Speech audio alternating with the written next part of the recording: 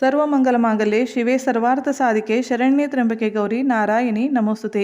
ನಮಸ್ಕಾರ ಎಲ್ಲರಿಗೂ. ದೇವರು ಎಲ್ಲರನ್ನೂ ಚೆನ್ನಾಗಿಟ್ಟಿರಲಿ ಅಂತ ಪ್ರಾರ್ಥಿಸ್ತೀನಿ. ಆಧ್ಯಾತ್ಮದ ಒಂದು ಅವಿಭಾಜ್ಯ ಅಂಗ ಅಂದರೆ ಜಪ.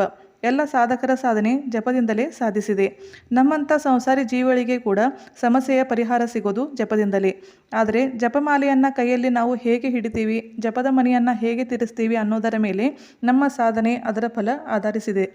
ಇವತ್ತಿನ ಎಪಿಸೋಡ್ನಲ್ಲಿ ಜಪಮಾಲೆಯನ್ನು ಹೇಗೆ ಹಿಡಿಬೇಕು, ಯೋಗ್ಯ ರೀತಿ ಯಾವುದು, ಸಂಸಾರಿಗಳು ಹೇಗೆ ಜಪ ಹಾಕಬೇಕು ಅನ್ನೋದನ್ನು ನೋಡೋಣ. ಆರ್ಥಿಕ ಪ್ರಗತಿಗಾಗಿ, ಹಣಕಾಸಿನ ಸಮಸ್ಯೆ ನಿವಾರಣೆಗಾಗಿ ಲಕ್ಷ್ಮೀ ಮಾತೆಯ ಜಪವನ್ನು ಮಾಡ್ತೀವಿ. ಲಕ್ಷ್ಮೀ ಪ್ರಾಪ್ತಿಗಾಗಿ ಲಕ್ಷ್ಮೀ ಮಾತೆಯ ಜಪವನ್ನು ಪದ್ಮಬೀಜದ ಮಾಲೆಯಿಂದ ಅಥವಾ ಸ್ಫಟಿಕ ಮಣಿಯ ಮಾಲೆಯಿಂದ ಜಪಿಸಬೇಕು.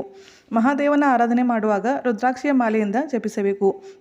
ಶ್ರೀ ವಿಷ್ಣುವಿನ ಆರಾಧನೆಯನ್ನು, ಗುರುವಿನ ಆರಾಧನೆಯನ್ನು ತುಳಸಿ ಮಾತೆಯ ಮಾಲೆಯಿಂದ ಜಪಿಸಬೇಕು. ಜಪಮಾಲೆಯನ್ನು ಕೈಯಲ್ಲಿ ಹಿಡಿಯುವಾಗ ಬಲಗೈಯ ಹೆಬ್ಬೆರಳು ಮತ್ತು ಉಂಗುರ ಬೆರಳಿನ ಮೇಲೆ ಜಪಮಾಲೆಯನ್ನು ಇಟ್ಕೋಬೇಕು.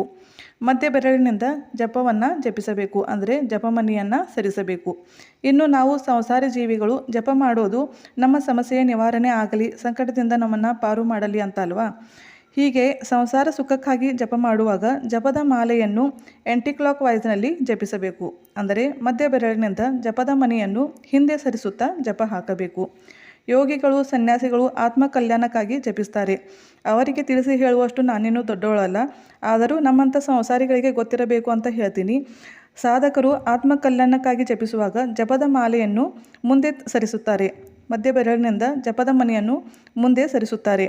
ಮೋಕ್ಷ ಮಾರ್ಗ ಎಷ್ಟು ಕಠಿಣವೋ ಅಷ್ಟೇ ಕಠಿಣ ಈ ರೀತಿ ಜಪ ಹಾಕೋದು ಕೂಡ.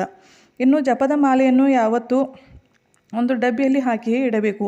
ಎಲ್ಲೋ ಹೇಗೋ ಇಡೋದ್ರಿಂದ ಅದರ ದೋಷ ನಮಗೆ ತಾಗುತ್ತೆ. ನೀವು ಕೂಡ ಯೋಗ್ಯ ರೀತಿಯಿಂದ ಜಪನೆಯನ್ನು ಮಾಡಿ ಸಂಕಟ ಮುಕ್ತರಾಗಿ. ಶುಭವಾಗಲಿ. ಬೈ. Take care.